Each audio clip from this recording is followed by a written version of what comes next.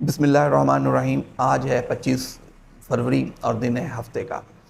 से supreme court में होने वाली समाअत सोमोटो पे जो चीफ जस्टिस ने सोमोटो लिया हुआ है, 2 असम्बलियाँ तहलील होने पे कि इलेक्शन होगा कि नहीं होगा, उसकी समाअत मंडे तक मुलतवी है।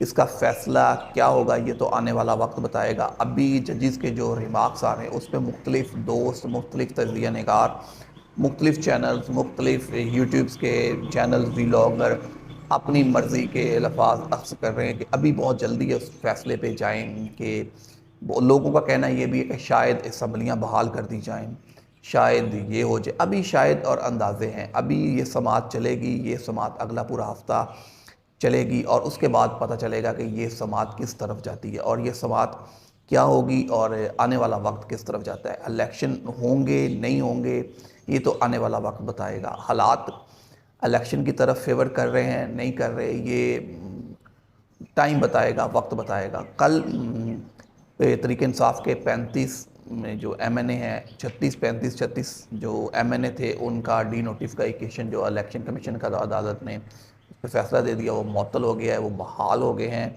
ज़िमनी इलेक्शन जो पंजाब के हल्कों में था होने वाला उन्हीं एमएनए का वो मुलतवी हो गया है, वो तकरीबन ख़त्म हो चुका है।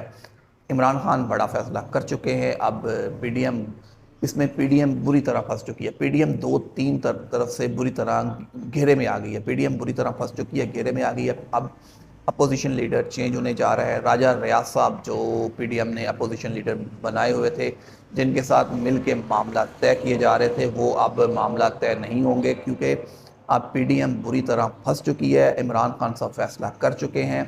अब तहरीक इंसाफ के अपोजिशन लीडर आने वाले हैं और वो अपोजिशन लीडर कौन होता है ये तो आने वाला वक्त बताएगा। अब राजा परवेज़ अशरफ सर जो स्पीकर कौमी असम्बली बड़े दबंग अंदाज में कर रहे थे, वो उनके लिए मुश्किलात होगी। शहबाज शरीफ के लिए मुश्किलात बढ़ती जाएंगी।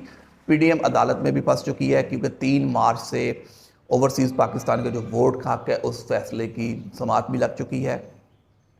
अब देखना है कि अदालतें उस अगर ओवरसीज़ पाकिस्तान को वोट का हक मिलता है तो पीडीएम, जिस तरह पीडीएम और बाकी हलकों ने उनका वोट का हक छीना, हमारे ओवरसीज़ भाइयों का वोट का हक छीना, वोटिंग मशीन जो डिजिटल वोटिंग मशीन थी उसको रोका गया।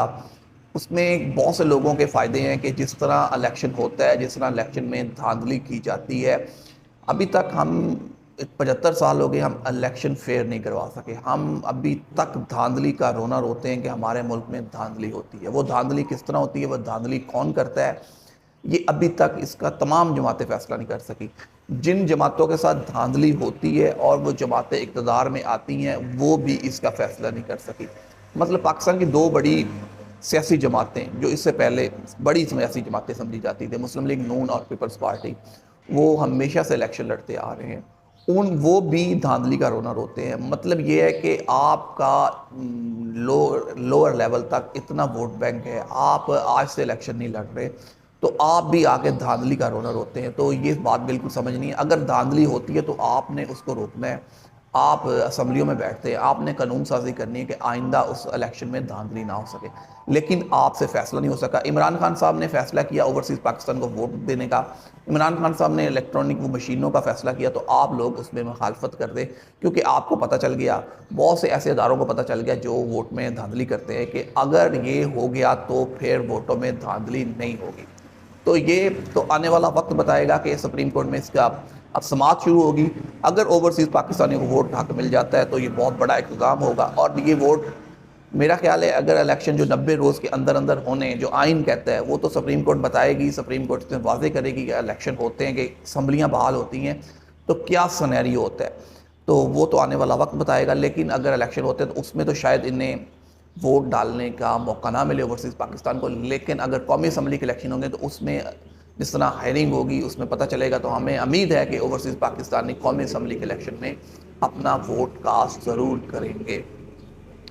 ये तो आने वाला वक्त बताएगा। और इसके साथ साथ मरीम नवाज़ जो हैं वो अब खुल के अदलिया पे तनकीद कर रही हैं। ख्वाजा आसिफ साहब खुल के अदलिया पे तनकीद कर रहे हैं। वो कौमी असम्बली में ख्वाजा आसिफ साहब ने अपने जो उन्होंने खिताब किया है, जो कौमी असम्बली में उन्होंने कहा है, वो अब सोचने से हामिल है वो कि नून लीग किस तरह अदलिया पे खुल के मुखालफत करना शुरू हो गई है। 2 जजेस पे तो उन्हें एतराज़ है, लेकिन वो पूरी अदलिया को उन्होंने अपने निशानों पे रखा हुआ है। मरियम नवाज़ ने सरगोदा के जलसे में जिस तरह जजेस की तस्वीरें चलाई, और अलमिया ये है कि हमारे टैक्स के पैसों पे पलने वाला एक टीवी चैनल पीटीवी, जो हमारा कौमी चैनल है, कौमी चैनल उन जजेस की तस्वीरें दिखा रहा था।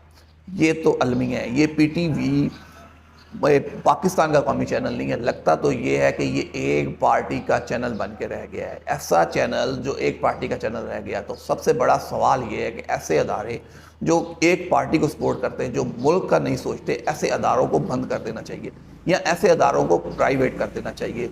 अगर किसी प्राइवेट ऑर्गेनाइजेशन को दिया जाए तो शायद ही अच्छा काम कर सके। ये जो हम बिलों में 30, 35, 40, 50, 60 रुपये हमसे टैक्स लेते हैं, उसका आवाम की जान छुड़वाएं। आवाम अगर ये चैनल देखना ही नहीं चाहती तो आवाम की इससे जान छुड़ाए। अगर ये एक पार्टी को सपोर्ट करना है तो आवाम की काइंडली इससे जान छुड़ाई जाए।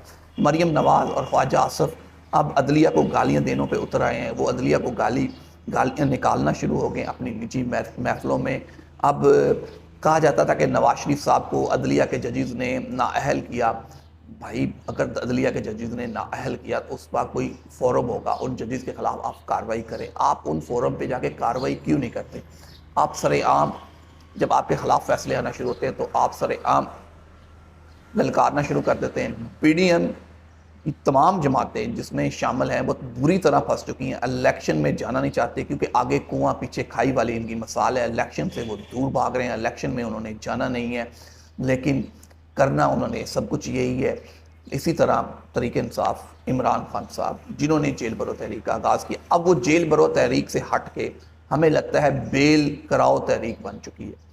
अगर आप लोग इसी तरह आपने जमानतें करवानी थी तो आपको जेल भरो तहरीक का नारा नहीं लगाना चाहिए था। ये टाइमिंग पीटीआई की बिल्कुल गलत थी। इमरान खान साहब की टाइमिंग बिल्कुल गलत थी। आपकी तंजीम साजी नहीं थी। लोगों को आप उस तरह मोबिलाइज नहीं कर सके। आपको आप बैठ के बंद कमरों में बैठ के जो फैसले होते हैं, जिस तरह आप कहते हैं, इसी तरह होता है। आपकी लीडरशिप जो भी थी, उन्होंने जो फैसले किए जेल भरो तहरीक, आप एक पावर शो तो कह सकते हैं, जेल भरो तहरीक एक अच्छा पावर शो है। आप ये देखिए, पेशावर में किसी भी बड़े रहनुमा ने, पीटीआई के बड़े रहनुमा ने गिरफ्तारी नहीं दी।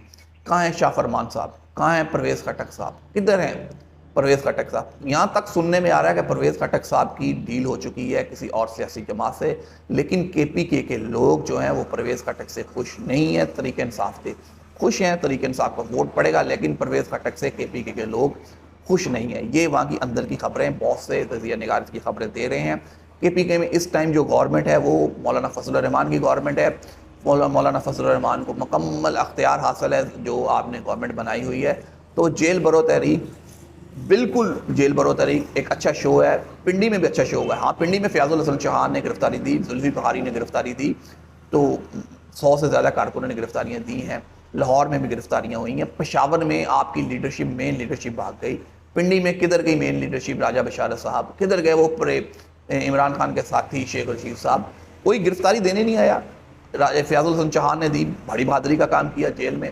अब शाह महमूद कुरैशी साहब की ऐसी ऐसी मीम्स चल रही हैं कि वो जेल, जब शाह महमूद कुरैशी साहब को पता था कि वो इस तरह की सोबतें बर्दाश्त नहीं कर सकते, तो आपको क्या ज़रूरत थी गिरफ्तारी देने की? आप अपना मजाक बना रहे हैं, अपनी पार्टी का मजाक बना रहे हैं कि जेल भरो तहरीक अब बेल कराओ तहरीक में हो चुकी है, कन्वर्ट हो चुकी है। तो आपको बहुत सोच समझ के ऐसे फैसले करने चाहिए थे। आपकी मेन लीडरशिप इस कैटेगरी की नहीं है। आपकी पार्टी की तंजीम साजी इस कैटेगरी की नहीं है। चौधरी परवेज़ लाइक साहब को आपने प्रेसिडेंट ऑफ पार्टी बना दिया है, पार्टी का प्रेसिडेंट बना दिया गया है।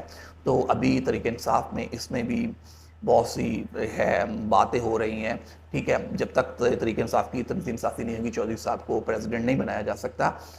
ठीक है, तो चौधरी साहब प्रेसिडेंट बन गए। अब देखना है कि चौधरी साहब तहरीक इंसाफ के प्रेसिडेंट तो बन गए हैं, क्या चौधरी साहब सरगोदा में, गुजरात में अपनी गिरफ्तारियां पेश करेंगे? ये तो आने वाला वक्त बताएगा कि चौधरी परवेज़ लाई गिरफ्तारी पेश करते हैं कि नहीं करते।